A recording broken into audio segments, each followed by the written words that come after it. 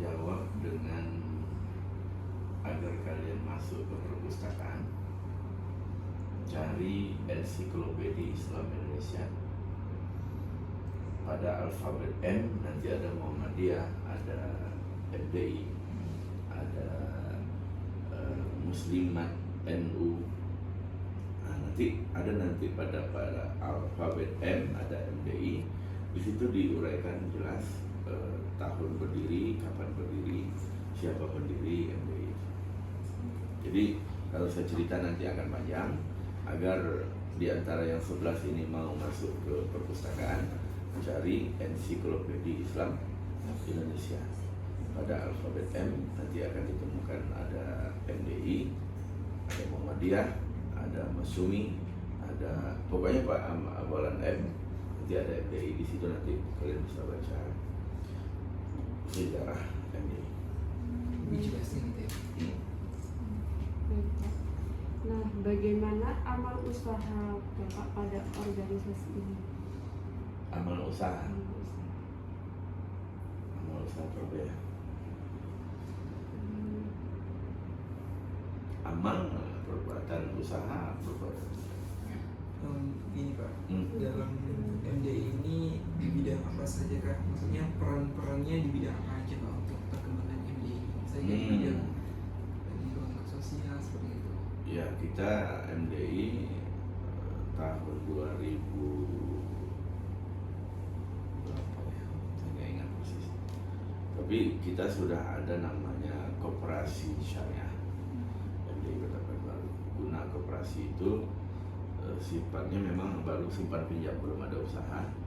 Jadi ketika ada ustadz yang mungkin butuh, dia lagi dakwah tiba-tiba motornya nge-gym, harus turun mesin dan sebagainya, dia butuh uang karena dia memang ada nabung di syirkah di koperasi, kita akan berikan pinjaman. Nah, itu aja sih untuk mempermudah para mubalik ketika dia ada kendala di dalam berdakwah. Kalau usaha lain kita belum ada, karena nanti kalau dibuat usaha lain nanti kita kan bukan profit oriented, kita hanya usaha sosial kemasyarakatan. Butuh penceramah, kita butuh orang yang mau ngajar ngaji, kita utus ustaznya. Butuh orang untuk mengajarkan fardu kifayah, kita utus orang untuk mendidik, mengajar jemaah. Yang lain? Perwakilan?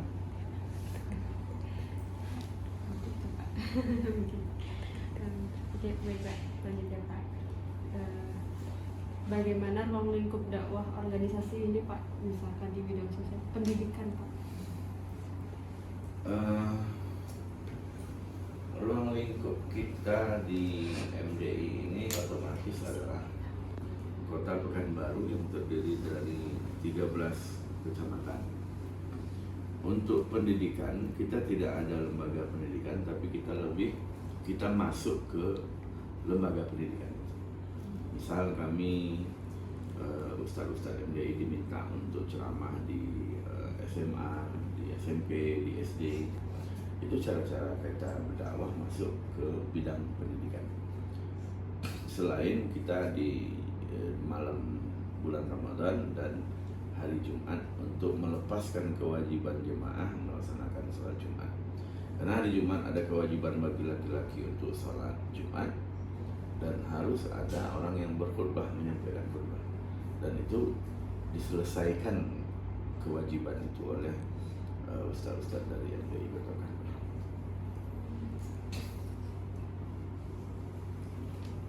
Oke Pak, kayaknya saya ingin bertanya di luar dari tes wawancaranya Pak. Okay. Jadi Ustadz yang ada di organisasi MDI ini Pak, itu ada syarat dan ketentuannya Pak? Ada. Mau masuk ke MDI ada beberapa tahapan yang harus dia hadapi. Lakukan pertama, mengajukan permohonan ingin menjadi anggota MDI, seperti mengajukan permohonan kerja. Lalu setelah dia melampirkan ijazah, pas foto, KTP, dia harus minimal S1. Nggak bisa tamat pondok langsung jadi ustadz. Kenapa nggak bisa Pak Ustadz? Dia kan bisa ceramah di pondok. Audiennya itu dosen umri. Audiennya itu orang yang mau tamat di umri. Ini anak baru tamat SMA menceramahi orangnya. Jadi, gitu. Jadi minimal dia sudah harus S1. Dan dia melewati namanya fit and proper test. Jadi dia diuji, diwawancarai. Kampung dari mana? Dites baca Quran, disuruh ceramah, disuruh baca doa, disuruh khutbah. Kalau benar melewati itu dia betul lulus. Tapi kalau enggak, dipending dulu, suruh belajar lagi. Karena nggak mungkin kita menerima orang yang memang belum siap untuk turun. Bacaannya masih kelihatan pegong, bahasa Minang. Penampilannya pun tak bagus. Karena begini, kalau seorang mubalik itu dia tampil di masyarakat, pakaiannya bersih, rapi, walaupun materi yang dia sampaikan tidak begitu menarik, tapi karena penampilannya bagus, jadilah. Tapi kalau udahlah bajunya maaf bedaki, orangnya nggak bersih, nggak matching, bajunya dipakainya ceramahnya pakai baju batik, maka kami di WA Group dilarang khutbah menggunakan baju batik. Kenapa nggak boleh Pak Ustadz? Kan baju asal menutup aurat. Betul. Hari Jumat itu khatib dia itu menjadi tontonan, dia menjadi public figure, dia harus tampil dengan yang bagus. Belilah pakaian yang agak bagus, baju putih polos gitu. Jangan pakai batik. Kenapa? Karena tukang saji di rumah makan itu pakai batik. Jadi harus jadi beda penampilan dia. Ada karakternya gitu. Gitu. Jadi ustadz, semua ustadz Pak, kategori ustadz yang bisa berdakwah gitu Pak di sini. Kita punya mubalik kurang lebih 1.200. Dari yang 1.200 itu, yang berkhutbah itu hanya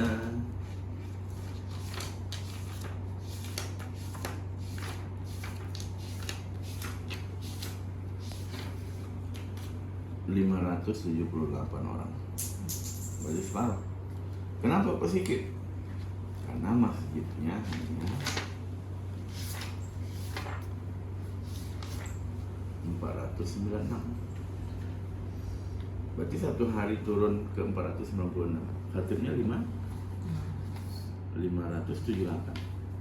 Berarti selisih hampir 100. Dari yang 1.000 dari mana?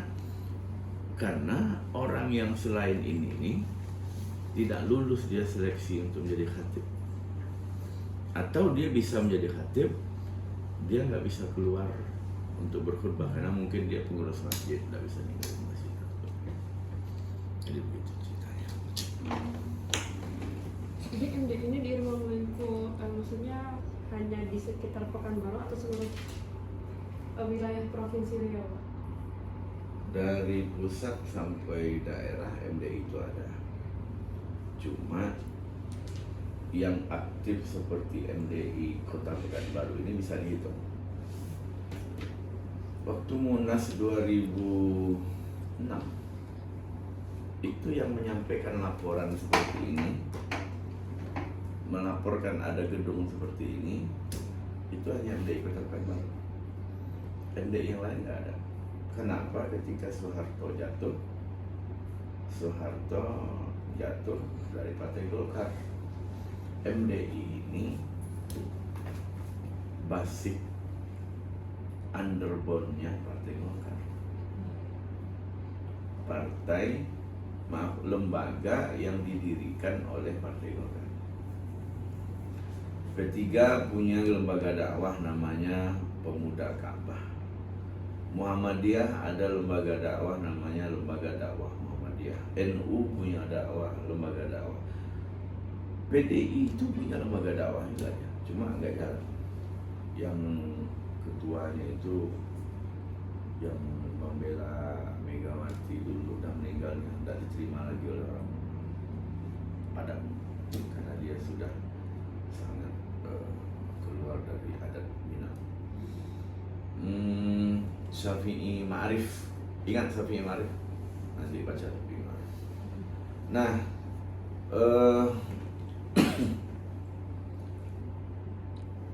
MDI di yang aktif itu mungkin yang saya tahu hanya Pekanbaru yang ada gedung kantor seperti itu. MDI di kabupaten kota ada, Ustaz, ada, cuma tidak seperti ini bentuknya. Dia ditumpangkan di kantor Kementerian Agama kabupaten kota. Di situ dia ditumpangkan. Dan jumlahnya pun tidak signifikan, paling di bawah 100 itu yang ada. Itu pun nggak aktif seperti kita. Ada meja, ada komputer, ada lampu, ada AC, ada gedung, tidak seperti itu. Jadi kenapa MDI ini bisa hidup seperti ini di Pekanbaru? Karena dukungan masyarakat, karena dukungan pemerintah untuk agar dakwah di Pekanbaru berjalan.